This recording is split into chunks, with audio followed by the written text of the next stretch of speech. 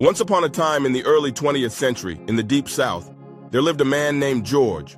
His great-grandfather had endured the cruel shackles of slavery, but tasted freedom in 1867. This newfound liberty did not erase the scars of the past, but it marked the beginning of a relentless struggle for dignity and survival.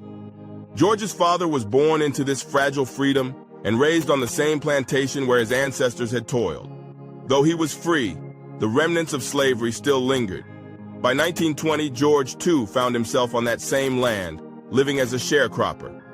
The plantation belonged to Old Man Smith, a weathered and weary man who relied heavily on George's labor to maintain his small cotton farm and a modest vegetable garden. The Smiths had a long-standing arrangement with George's family. In return for their hard work, they sometimes received meager pay, fresh eggs, and the occasional chicken.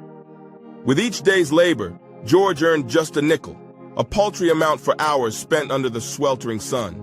His mother, with 14 children to care for, had urged them all to work instead of sit in school, teaching them early on that survival came first.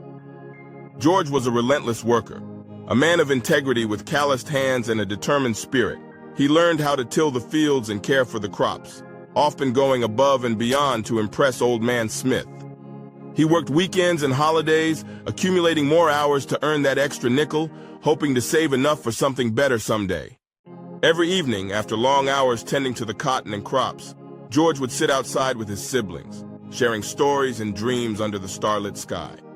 In his heart, he nurtured the hope that one day his children could lead a different life, free from the toil and struggles that defined his own childhood.